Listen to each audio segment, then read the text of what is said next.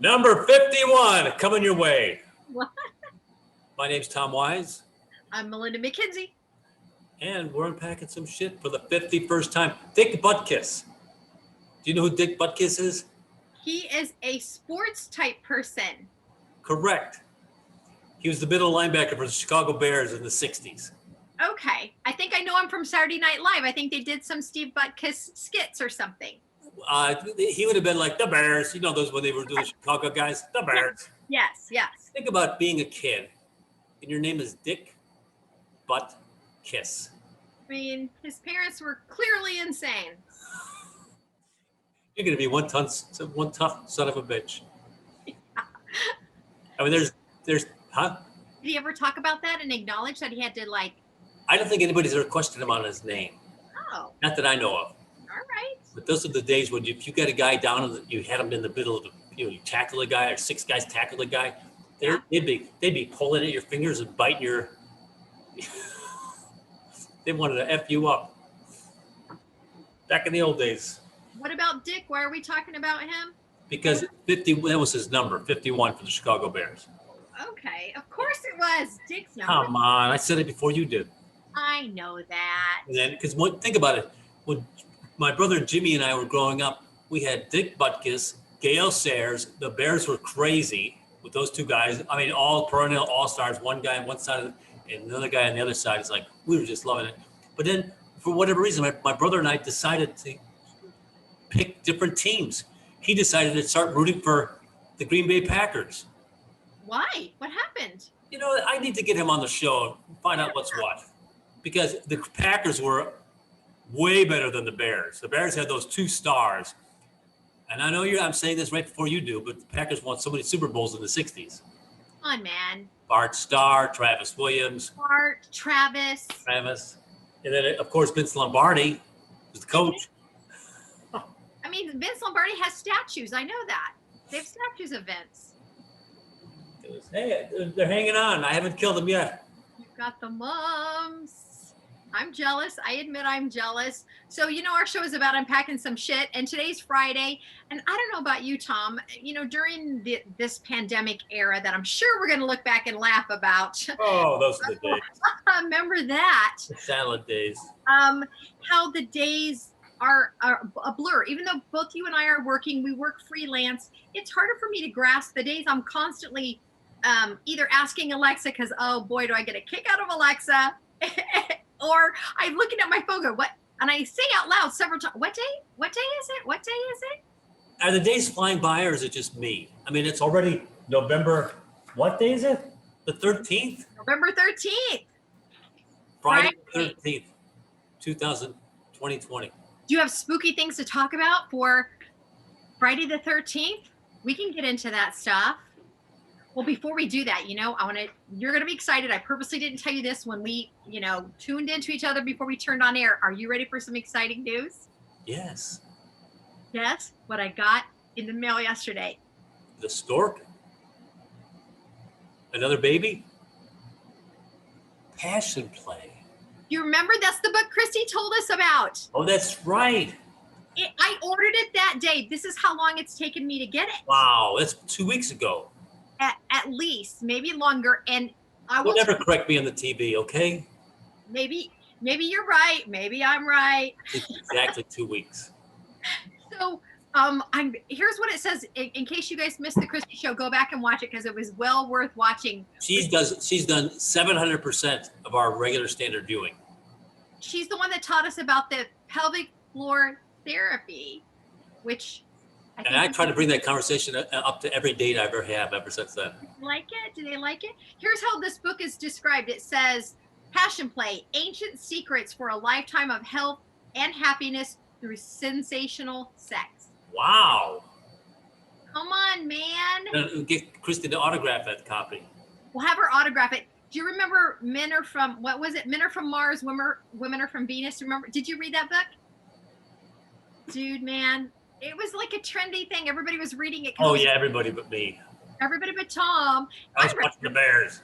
You're Number 51 is because it did a really good job of kind of defining. I think it's the first time I ever remember reading something that very clearly described the differences between men and women that made sense. And you're like, okay, we don't have to make each other similar. We're very different, and it's okay that we're very different, right? So he wrote a little blurb on the front cover. You know, if you could put a blurb on the front cover, it's good. And here's what he said: this accessible book on sex is an essential tool for anyone seeking to improve mind, body, spirit, and intimate relationship. And then what was his name? David something? John Gray. John Gray. John Gray. Fashion Play. We recommend it. Get it today. Is that used book? The binding looks like it's been. Of course, they had a lot of options, and I don't mind buying a used book from people that need to sell their books. I think it's like a very smart thing to do. No, I think so too. Yeah. So it's probably, they bought it, their relationship went to the shitter, and then they want to get rid of the book. They want to get rid of it. So I'll have to sage it and make sure the energy is good and better for me. But I'm very excited to read this. Even though I'm not dating, it doesn't mean I can't use these tips in the future. Of course. Not just for, people that are in couples. Yeah. F you, couples. F you. You don't know anything. You don't know. The struggle is real. So tell me what your Friday the 13th topics are, Tom. I have one. Okay, I'm ready. In defense of the fish. I know exactly what that is. We've had this debate, and we shall have it again. I tell you, you saw it pop up back on Facebook. Yes. And I was tamped down with a shovel. Women and men have very different feelings about the fish, but we'll talk about that. Let me tell you my topics, and you can tell me what you think about these, okay? Because of on our show Wednesday, you kind of gave me a hard time and said, why don't I know any good traits from my exes? Why didn't I know anything? Oh, all right. So you did give me a hard time, rightly so. I didn't have a hard time. I just pointed out that I offered you, and you said you came up empty, and I go, all right. I don't think it's a hard time. What are you, from Venus? So I wrote down some things. I did struggle. So I want to talk about good things from your ex. I like that. Okay. And then I want to talk about morning routines. Mm-hmm. Okay. I want to talk about, I love how you're writing this down. You're not going to be able to read anything that you're Something writing. about mom prunes. Mom prunes. Songs for your life. Okay. Unauthorized FaceTime. And something I'm a little angry. You know what? I'm very angry about this. Maintenance men. I had a thing this morning and I'm mad. I hope this is about a relationship and not somebody trying to fix the boiler. Maintenance men. I think women. Is this a physical maintenance man you're talking about? It is a physical maintenance man. Because you know what? I feel badly. Can I say one time I was in a relationship once? And it was after my first marriage. I was devastated. I was a broken man. And then I gravitated towards this woman that was very nurturing. Okay. So she repairs me. And then as a better person, I'm like, oh, okay, I needed this person for that, but I'm actually looking for this. I feel horrible about that because I didn't know, but I wasn't thinking about that at the time. While this could be, is this surprising news to you? Are you surprised by that? I was saddened by it at the end because I've tried not to ever do that to anybody. I didn't think about it in the moment. It's like, oh my gosh, this is unbelievable. She's unbelievable.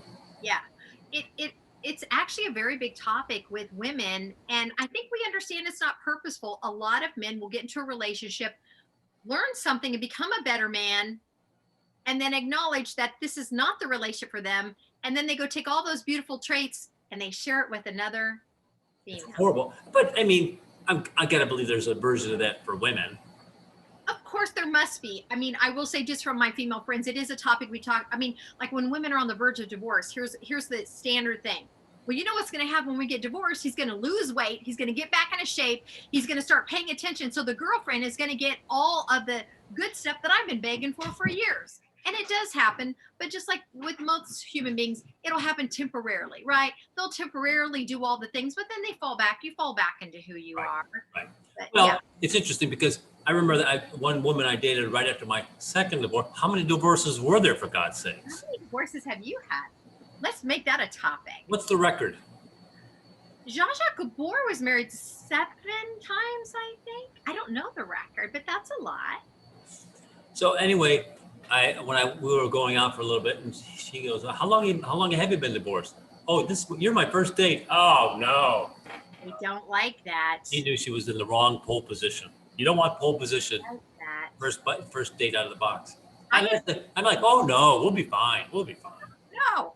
But how can you know? There's no way. You do need your experience. I would say in the future, maybe don't share that information. Oh, sometimes Tom has some technical stuff and he likes to go behind the scenes. Or if I say things that Tom gets emotional about, he hides. But he's he's back now. I love that. I did date a guy who told me he had been divorced, and then on our second date, he said, I have a confession to make. I've been divorced twice. And so he didn't tell me until the second date. And of course, like most women who love the red flags, I said, it's fine. It's fine. Show me more flags as we go throughout this relationship. I collect flags. And so I understood why he did it, because people don't like to say that off the bat. But again, if you want a long-term relationship, you might start with the truth at the beginning. I don't know that I would not date someone that's been divorced twice, because I get it. Sometimes people rebound marry, right? And so I can understand mistakes are made. If someone was married 3 times, I might. But again, not afraid to commit. Give me the flag. Give me the flag. Not afraid to commit. They're not afraid. I did tell myself that of this fella. I said, you know what? He likes the long-term relationship. So yes. Okay. I want to talk about the fish. Let's just talk about the fish. All right. So when women are crazy about men who have a picture of themselves, maybe shirtless, holding a fish. Define crazy. Apparently nobody likes that picture. Is that crazy? I think to get triggered by that picture. Define trigger. You get angry. You're angry at that guy with the picture of a fish. There's a definite reaction. I think after a while, it's amusement of like. So here's the deal. I'll give you my spin. I got 2 thoughts, and then I got the third question. Yes.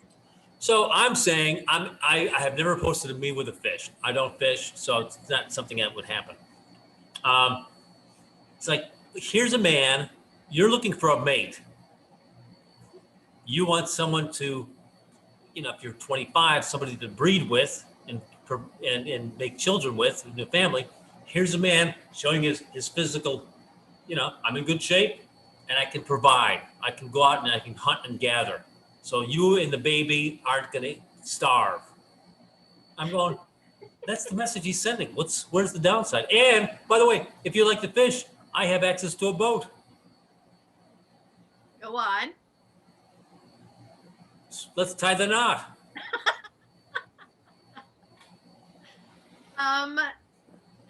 Okay. I'll try to stay on track here. From my conversations with my female friends and for myself personally, when I first see a guy shirtless with a fish, I don't think, clearly he's a good provider. I don't think that, partially because I'm not a cave woman and I can buy my own food.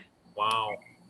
The other thing I see is, oh, you're trying to show me you have a boat, is what I'm thinking. I'm not saying I'm accurate. I'm saying this is what I'm thinking. Oh, you have a boat. For me, unless you are a professional fisherman and you make a living at it, I don't want to see that photo because I don't care that you can catch a fucking fish. I'm a guy who's not going to spend every Saturday on the couch.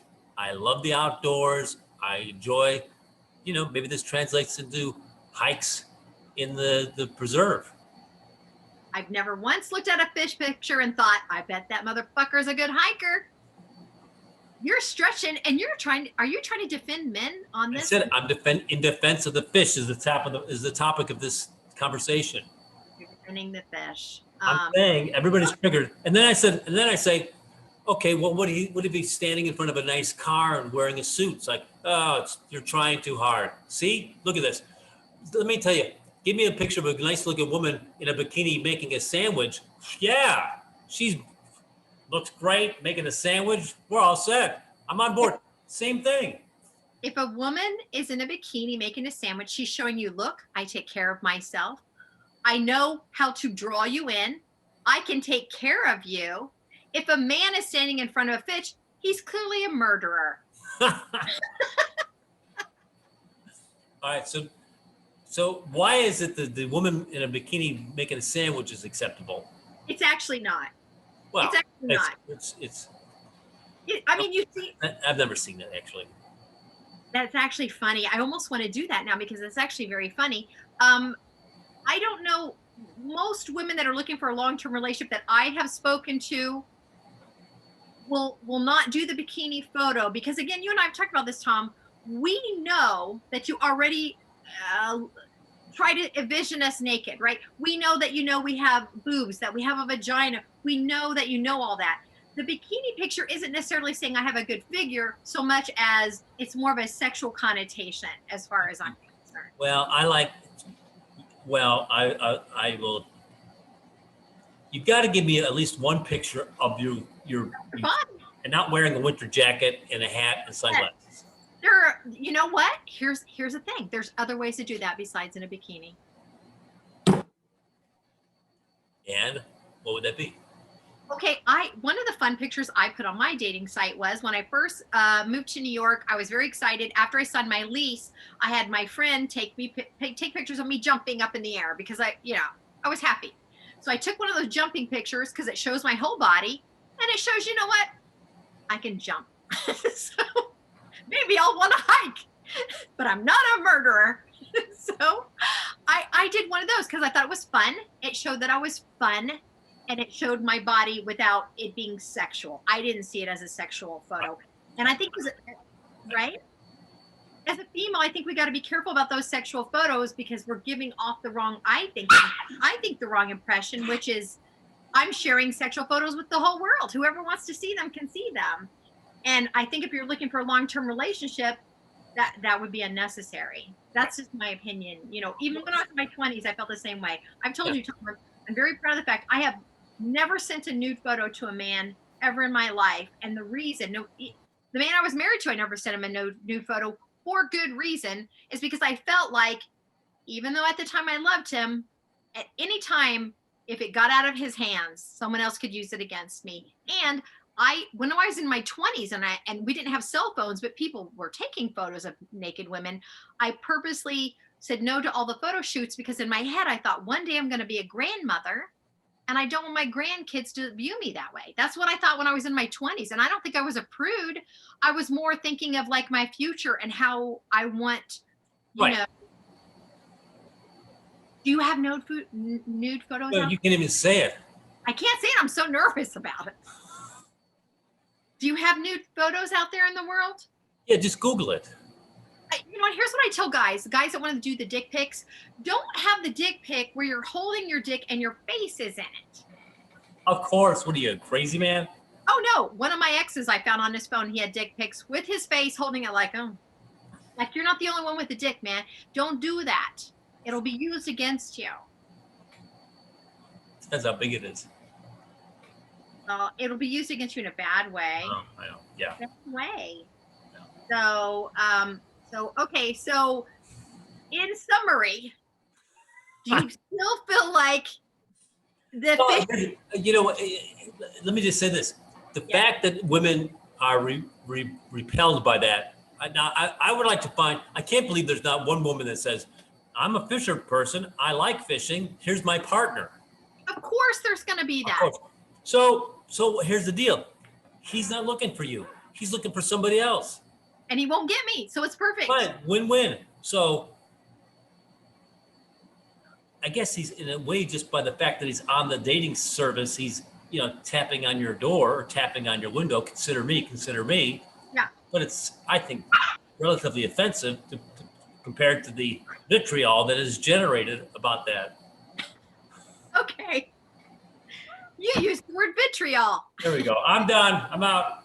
Don't be pedantic, kids. Who's the smart one now?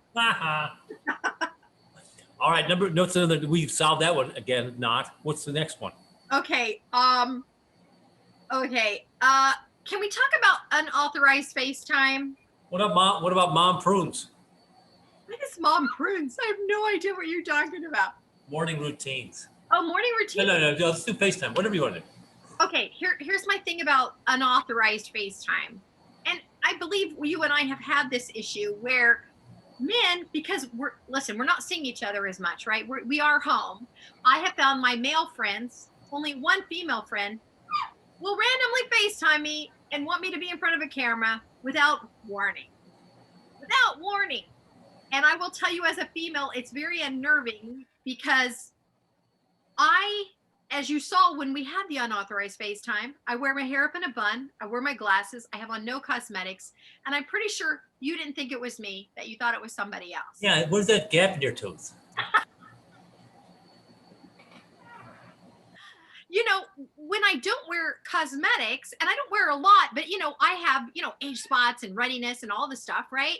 And my hair is pulled up in a bun and I'm wearing glasses, I feel like I look quite different. Yeah, well. Because I'm used to seeing it. But I think the comment you made when you saw me, you were trying to be nice. You basically said, do you remember what you said? I do not, Your Honor. Read back the transcript. Oh, luckily for me, I remember it. Isn't that something? You said, those Venetians are famous for great memories. You said, well, I don't know who looks worse on a Saturday, me or you. I'm sure it was a passing comment. Okay. That scarred me for life. Come on. A passing comment. No, I will say this. With the unauthorized FaceTime, I feel like that's the same as you knocking on my front door and coming into my home. I forget, when did we have this FaceTime? We were talking about me and you, what, a week ago or something?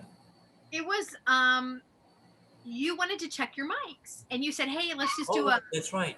A mic check. So I thought we were doing an audio. I was outside raking leaves. Remember, I was outside raking leaves and I said, hey, I'm raking leaves. I'll come in. I turn it on. The camera's on. So I'm like, well, all right. And then I think you said, hello, is this you? What? And then that doesn't sound like me. Usually very complimentary and, Well, you weren't complimentary. Your compliment was, who looks worse? Come on. I was playing. I knew you were a little self-conscious and I just went there. You know what's funny to me is making fun of my appearance. It's hilarious. No, I will admit I'm insecure because here's the thing, Tom. I'm always in front of a camera. What does that mean? I've got my camera stuff, right? I would never go in front of a camera without cosmetics. And I mean, I'd wear my glasses maybe, but just like, because you were my friend, I was like, well, I mean, Tom's going to see me, whatever. Of course, I'm going to give you some shit for no reason. Of course you're going to give me shit. But I will say I'm finding more of my male friends doing that because they think it seems to be normal or fine. And I got to get your opinion as a guy. Are you thinking if I would just FaceTime you, you'd be cool with it, right? No matter what time it was?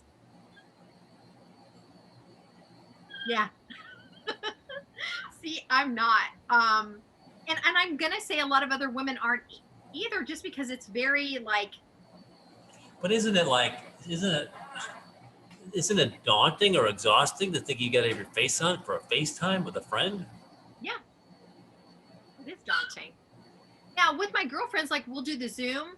I don't feel that way because they know me. They've seen, you know what I mean? I don't have to be like on. I don't have to be on.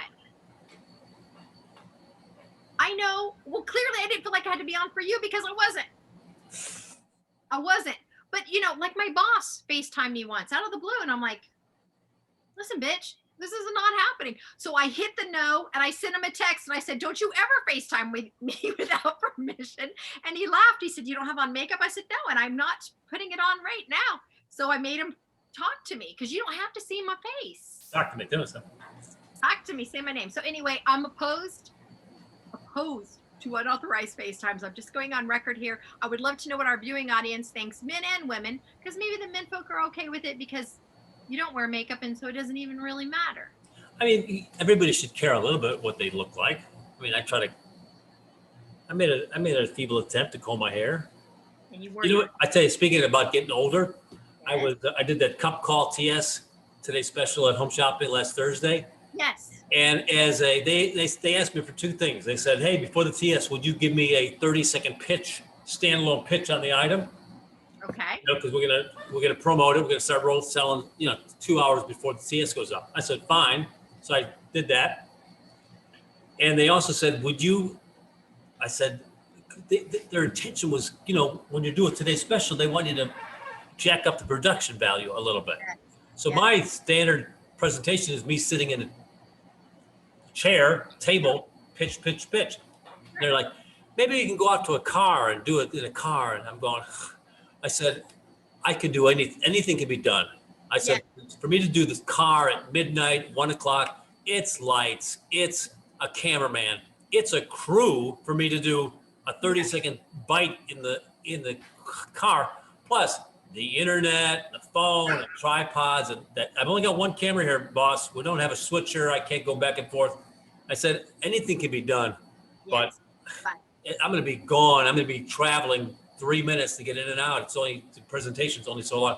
So we agreed on, well, could you put together, you in your car and pitching the item? Yeah. And then we'll use that. We'll just drop it into the show. Yeah. I said, I can do that. Yeah. I can do that. So I grabbed my boy, Kevin, actually the girl's friend, Kevin. He helps me around the ranch. Yeah. And we go pick a spot, and in my mind, I'm just going to do kind of a dry run and just show how I would do it. We'll block it. So Kevin and I did about 7 takes, and he got the camera right, this and this, and it's all. And the last one was decent. I thought he should have done one more take to me before we went down. Fine, but I noticed my hands when we're doing the show. Yeah. I noticed the. What? When Kevin when they were long story short, they took one of the takes.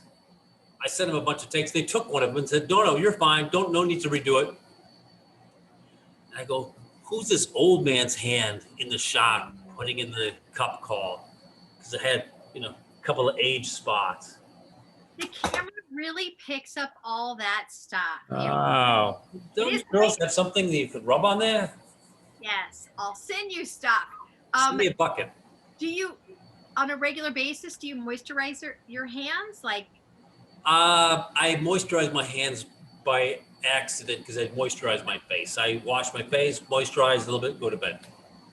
Yeah. I mean, and I get it. And you're a guy, so you're doing guy stuff outside at the ranch. And your skin and your hands have a lot of exposure. I get it. Most of us don't pay attention to our hands. It was a funny thing that they did, I don't know, about a year ago about Madonna, right? Because she has her face done so tight now. She looks like she's from a completely different culture. Like everything is this side of her face is like this, right? See how different that is? You can't go back. You can't go back. But here's what they talked about. So she's like this, but she's standing with her hands in front of her like this. They zoomed in on her hands, and they're very, Well, she's 60 some years old. Yes. But, the illusion is that she's not. And so then they started talking about, she started doing things for her hand. You actually can get Botox and stuff in your hands to make your hands look better, because she never acknowledged your hands are a true trace of kind. There's your time. There's your time capsule right there. It's true. It's really true. So, yeah. So did you feel like when they showed it on HSN, you could really see? I'm the only guy that could care less about it, Yeah. I'm like, ooh. Yeah. I remember some years ago, I was putting some vanishing cream on that lasted 3 days. And I go, really? Let's just get on with our life. Yeah. No, I understand. It's a tough one. I will say, I'm bothered by my hands somewhat. I mean, I've raised children. I do stuff outside. So my hands are not like model hands, but also, I've done a lot of work. I've earned the scars on my hands. Amen. Nothing wrong with that. All okay. Right. Yes. We've time for another fascinating topic. X something, morning routines, something, spray for your life. X traits, the good things that you learn. Oh, want to do that? X traits, let's do it. So I started thinking after our last conversation on Wednesday, because I could not automatically. I thought of one more. Go ahead. I couldn't automatically think of something lovely. But of course we get good and bad things from our exes, right? You learn. If you're in a relationship, you're going to learn stuff about your partner. So I will say from a couple of my, I've had one ex-husband, for the record, one ex-husband so far. My plan is to only have one ex-husband. I'm not really interested in marriage anymore just because I'm older and I don't feel like I need it. But if, a king from another country proposes, I'll think about it. So, um, so No. one of my ex-partners was really into indie music. And he really introduced me to some very interesting sounds and I'm sorry, did you say indie or Indian? indie, like independent Okay. bands and bands that have a cult following, but if they get too popular or sell out, no one wants to hear them anymore, right? Because we don't like that. So I will say that was a super fun. It kind of opened my world, even though I really love music and I feel like I'm plugged into music. He kind of made me feel bad about myself because he said, "Oh, you listen to a lot of pop music." Like, oh no, Oh, sounds like Patrick. you're listening to popular culture. Excuse me for being a human being. The reason that stuff sells is because it speaks to people. I'm not ashamed of listening to popular music. I'm totally cool. I'm totally cool. But he did introduce me to indie stuff. So Nice. I That's do nice. think, yeah, I do make more of an effort. And I will say from my ex-husband, who I don't really have much nice to say about him, but I will say this, it's kind of like the reverse psychology where he really taught me because of he came from a family of shame and lies and they hide everything. He really taught me how important truth was. Like, never try to really shade over stuff. Don't hide things because it really creates a terrible foundation for you in any relationship, right? And with your children and everything else. So I will say, I never was a proponent of the lie, but I would definitely go, "Oh, you don't want to? That's a secret, okay." And now I'm like, you know what? No secrets. If you don't want me to tell a secret, then don't tell me because I don't. I'm not down with that. Now, if it's an important secret, tell me, and then we can have a discussion if I can keep it or not. Because I feel like lies and secrets perpetuate problems for other people. So I really learned how important truth was. You said that the one lady you're with was the recycling, queen. Yes. Yes. Other than recycling, have you learned like other other things that are more emotional from some of your exes, like nurturing or I find, I said,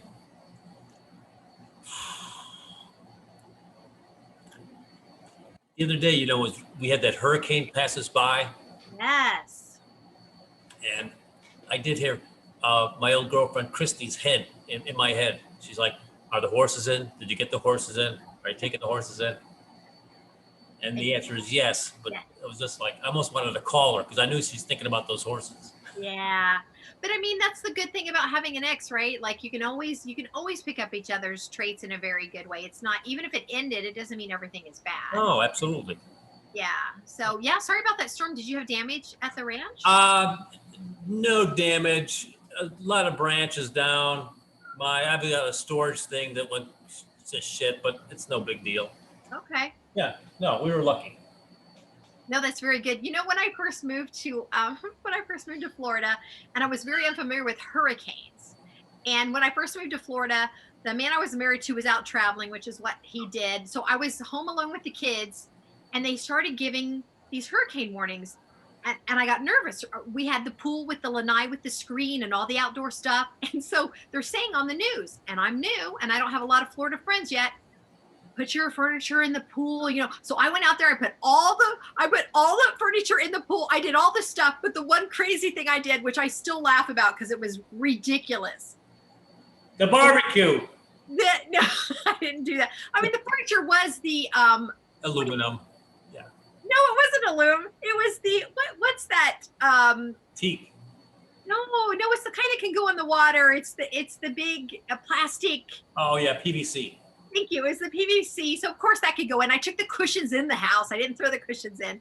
But here's the funny thing. So I'm listening, like, here's the hurricane tips. Here's a hurricane. Because it was very scary, scary, scary. And we weren't even guaranteeing the hurricane was going to hit, but I thought it's just me and the kids, and I've got all this glass in the house. I can't have the furniture hitting the glass. But here's the one thing I did. The newscaster said, if you have a hose outside and the wind picks up, it'll pick up that hose and it'll hit your windows and break your windows. I ran outside, and just as I ran outside, so I'm on the outside area that's next to the kitchen that the hose is hooked up outside. I try to I'm very nervous, and I'm trying to unscrew the hose. I'm trying to unscrew the hose, and the wind picked up. Just for a moment, it picked up. It scared me. I ran in, I got a pair of scissors, and I cut that fucking No way. I did. I couldn't have that hose breaking my kitchen windows. And of course, we didn't get a hurricane. Nothing happened. But I was so scared. Oh, good Lord. What'd your husband say when you... I mean, who knows? He wasn't that invested in me, so I don't really know. I mean, he was gone. He honestly didn't care. When I was living in Georgia, our basement was flooding, and I called him because a pipe was burst in the basement. And I said, I don't know what to do, man. Like you know what he said to me? This is towards the end of our marriage, but still pretty terrible. I'm at a baseball game. I can't deal with it right now. Now, the irony of that story is, of course, I was very upset. I called a local friend, Matt McGill. Thank you very much. And Matt taught me how to turn the pipe off. He was a nice friend, actually through church. And later on, the next day, the husband didn't even call that day. The next day when he called, instead of checking on the basement, the first thing he told me was, oh my God, when I was at that baseball game, I was eating a hot dog and I choked on it. They had to do the Heimlich on me. And I remember thinking, why, God, why did he live? Why? That would have been the best fucking... I call him the basement's flooding, then he dies choking on a hot dog. I would have thought it was a gift from God. But instead, he lived. Right? That's crazy. I know. I got a million of them. So yeah, that was my funny hurricane story. You never panicked in a hurricane and did something crazy like that. No, it's funny when the guy describes his troubles and you could care less, and you describe your troubles and he could care less. That reminds me, I had a Firebird, 69 Firebird, and I worked downtown Chicago in a shitty part. It wasn't really downtown, but it's south of Chicago. Okay. Long story short, I would take this kid. Some kid was on my route to go there. You know, yeah. I was A going to B. Well, he was A and a half. So he convinced me to pick him up, you know, because he wanted to save on gas. Okay. And we're doing this for a couple of weeks. And he's really not a fun guy. He's mostly a complainer, you know? Yeah. And hasn't kicked in for gas or hasn't done anything, yada, yada, yada. Nope. And it's raining out, and the seal above the windshield was leaking. Yeah. And it's leaking on him. And he's like, hey, you got a serious problem here. I go, no, it'd be serious if it was leaking on me. Yeah. Not as concerned if it's leaking on you. Did he still take your rides, or did he eventually? He had nowhere to go. Yeah, hey, feel free to get out of the car here or there, anywhere you like. I mean, he was giving me nothing. Yeah. Yep, we've all had those people in our lives. Okay, can I please complain about the maintenance man? Okay, one thing, then we got to go. I have a second person coming over for perhaps second position on the house. We could save it for the next time. No, I mean. Okay, real quick. I feel like maintenance men treat women different than men, and I'll tell you my experience that happened today. We have an awning on the front of the house, and it wasn't installed properly, so there's a section that doesn't match up to the house. So when it rains, the whole purpose for the awning is to stop the rain. So what they did was they came in and put caulking on, which is unacceptable. The awning's very expensive. Fix the actual awning. They put caulking on it, so we've been going back and forth, back and forth. He comes today because we're like, hey, man, we've had a lot of rain. Look. He comes today, first of all, no mask. This is November 13th, 2020. We're in a pandemic. I have my mask on when I go outside. He has no mask on. I'm like, hey, whoa. He goes, hey, it's not leaking right now. And it wasn't leaking at that moment. We have mist now. We have misty rain. It's not coming down. And he said, it's fine. I said, no. And I went through all my stuff. No, it's fine. You say it's leaking. It's not.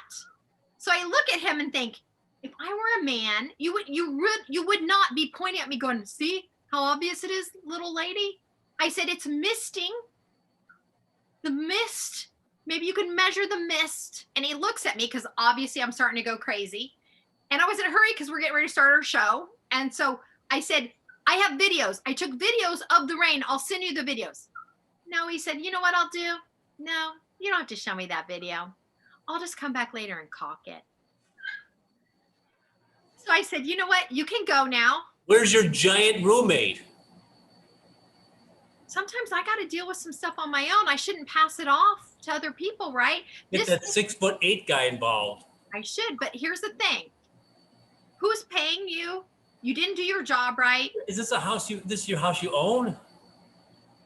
What's going on? Or is this a memory? No, this is this house right now, right here. So you paid somebody to fix the awning? Yes.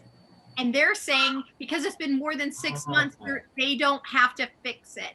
But if you look at it, they measured it wrong. There's a gap. Anyway, my issue is, why do you have to talk down to me? I concur 100%. You should treat everybody equally shitty. Right. We all know that it's wrong. Instead of saying, "Oh, I'll come back and caulk it," I was like, "I don't have time for this." You know, why not? Because I'm going to guess he doesn't manufacture it. He's just he just sells it. Why not a sternly a letter to the manufacturer? Well, that's going to have to be the next step because we've gone round and round. But it's really just the whole issue of like, treat me right. You know, word of mouth is very popular. Okay, you know what? I hate to disagree. I really do. Okay, go. But Adam Carolla tells a story. Okay. His assistant, what is it? His assistant came over to his house and parked the car across the street from his house. Did not block the neighbor's driveway, did not block, it's a legal parking place. Okay. 10 o'clock at night, the assistant goes to leave. The neighbor's out there giving him a ration for parking in front of her house. What does it matter? Doesn't matter. I mean, he didn't block anything, right? Yes. And Carolla's spin on this was, if the assistant was a black guy, he's going to come away thinking that she was prejudiced against black people. That's why she's out there yelling. I contend it's possible your repairman will give everybody a shitty time. But it is also possible he gave you a shitty time because you're a woman. Yeah. I mean, definitely I go to the woman thing. You could be right. You're right. I mean, I did fall back into, you think I don't understand what an awning does because I'm a lady. And because he was so like, oh, don't show me the video. I'll put the caulk on it. Like the caulk is not what I want. I don't want your Are you getting the t-shirts made? I don't want your caulk. Say no to the caulk. And that's the tip of the day, everybody. There you go. We're going to close the show on the tip of the day. Yeah. So happy Friday the 13th. Hope everybody stays well over the weekend. You have anything exciting going on this weekend?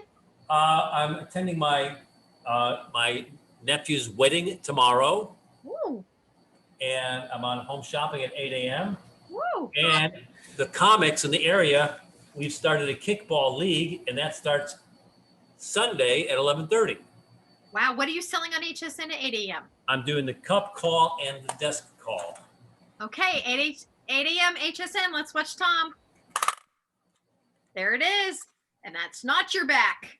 That's not my back. Ow.